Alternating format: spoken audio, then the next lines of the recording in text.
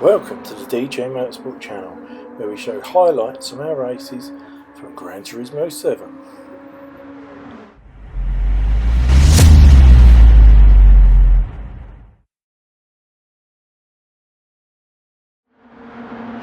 Here we are for round 4 at Tokyo Expressway, east counterclockwise. Which is Vietnam? It's in Tokyo. I mean, the clue is in the name. Oh yeah. Right, anyway, off we go. Race underway. Yeah, as you see, Matty making a challenge from... Neil didn't get away too well this time. Bad start for Neil there. Very bad start. As Matty's actually leading going into the hairpin. Now, there's going to be collisions here at the hairpin because people are going to miss their braking points. We know they are. There we go. Brian goes in deep, but I don't think he actually tagged anybody. No, it looks like they got away with it. Looks like everybody got away with it, which is unusual for that hairpin. But main feature of this track, the walls. Yes. Yeah, basically the same as... There's no runoff, is there? There's no runoff, no. It's the exact opposite of Big Willow that we had last time out. But a similar sort of principle. Big Willow, you had to keep it on the track to do well. You did. Here, you've got to keep it out the walls to do well. I'm going to have to stop you there because we've got Neil on. Yeah. That's our race consultant, by the way. Yeah, I totally agree with that. Yeah. Anyway, so... thank you for that, Neil. That was most insightful. Yeah, that was really helpful. So, back to the race we go. Hopefully we can have a guest spot with a race consultant later on. Anyway, so we have Barbar there in first, obviously commenting about that. Yep. Second, Matty. Craig in third, nice to see him back. And Robbie in fourth. Pants in fifth. Brian in sixth, Lewis in seventh, and Neil Spitfire in eighth. 13 runners on this one, quite a nice big field. Yes. As we see, Neil has managed to get into the lead. He's not exactly making a break for it like he has on previous races. No. I don't know why that is. Is he struggling with the car here? I don't know. Don't know. I think it's just simply a case of, because it's gone long straights on this, everyone's been able to keep the speed up and Craig's done well Craig's doing very well, but Robbie is all over the back of him. And you see, who's that? Brian coming up behind Robbie as well. So, and who's that? And that was Pants right behind Brian. And I mean, right behind. Yeah, this could be interesting under braking. They all make it as Brian goes in deep and tags Robbie. But no harm done because Brian backs out of it, but unfortunately loses a place to Pants while doing so. Yeah. So he did the right thing, but it cost him a place. Yeah, so it cost him dearly there. Never mind, we can't hold sportsmanship against him there because he did the right thing by backing out. No, he definitely did. And he's all over the back of Pants though, so Pants hasn't got away with it. No.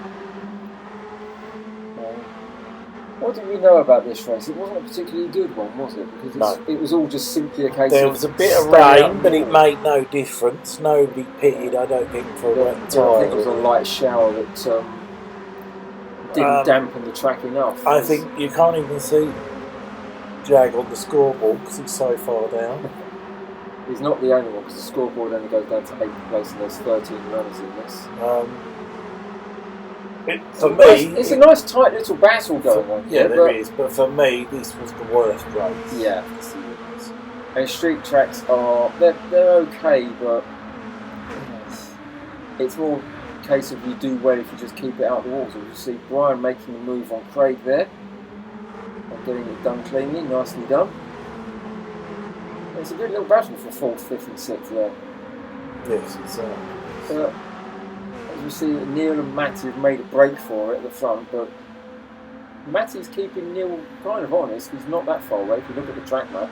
All right, we're only on lap 2, but they're not too far apart. No, he is keeping him Neil there at 2:05. I don't know why it was that quick, because we're on lap 3 now, on 2:05 and 2, so 4 seconds quicker. Yeah. So, Neil has got this one in the bag. I think he's got the whole championship in the bag, isn't he? Oh, I don't know about that. We'll see Brian lining up Robbie for the hairpin again. Is he going to make a move and make it stick this time? He's got it. Doesn't run wide. I didn't know if Robbie's going to be the old switcheroo there. No switcheroo in this one. Brian made a move and made it stick. Good play. It's still a tight field here for this battle here, but yeah, it's not the greatest of tracks, really. I mean, the wall penalties had to be turned up to avoid people wall riding because you could gain a lot of speed time through that. Yeah, I think maybe that might be the issue with it, because if you accidentally hit the barrier, if you didn't get... It's a 5-second penalty straight away just for even a light tap. Yeah, so if you accidentally tap it, not on purpose, if you accidentally tap it. Lap 9, I think there's something going on here. We skipped on to lap 9. I think there's an incident that happens on so lap 9. So this is Craig bombing along. It comes across two slow cars. Yep, I think they must have just been serving penalties. And whoa, who was that? That was Dave Speed, I think, who went off on the wall there. We'll have to take that back. Yeah, and Craig gets himself a 3-second penalty as well. Let's take that back and have a look and see what happens. So we're riding on board with Craig from Chase View.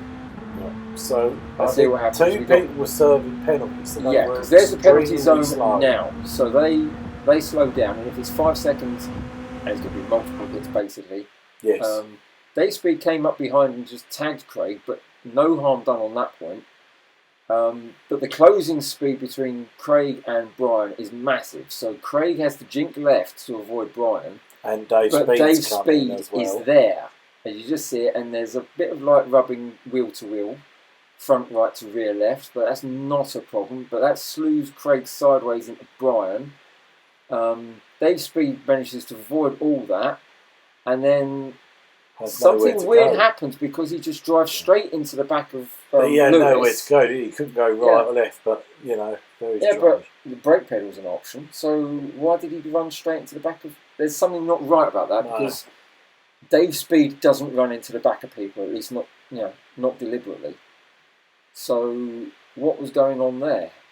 As you see, Lewis rejoining and colliding with Craig, but Craig keeps it straight. I wonder if we have a look on this from Dave Speed's point of view. Yeah, we'll see. I hope we do, because there's something not right there. No, hopefully we can take it back and have a little look. Unfortunately, we're running a slow-mo of actually taking it back. We are on a slow-mo taking it back. There you go, now there we go. Right, anyway, so we're riding on board with Dave Speed. So you've got Craig in front, getting a good slipstream there. Unsighted probably by the name tag above, so probably doesn't see Brian in front of him. So Dave's now lining up Craig for a manoeuvre. Now I think he's going to slip out to the left. Yeah. Craig looks like he might have slowed up just a little bit. So there's Dave going for the overtake. There's a slight tag there, but no harm done. Pulls out. There is Lewis in front of him. All's fair at the moment. Craig is just about to swing left to avoid Brian. And Dave's swinging right to avoid Bowers. So there's, as I say, there's right front to left rear contact, but nothing too heinous. Dave Speed then gets pushed up and along the back speed. Look, 168. There's 170 there. And jumps to 180. Jumps to 180. That looks like, I think it was decided it was a network error. Yeah, there's definitely something. We're just going to check back with our race consultant to see what he thinks of the situation.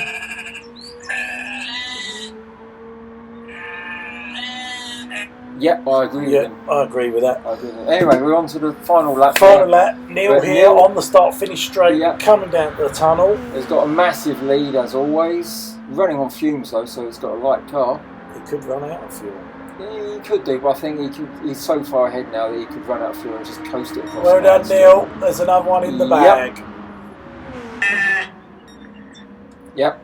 And Matty there coming up in second, and then I believe we have Robbie in third. Neil was so far ahead that he got to the hairpin on his cool-down lap before Matty crossed the line. Anyway, hit the like if you liked it, and we'll see you for the final race at Yamagata. Yep. Any further thoughts from our race director, our race consultant?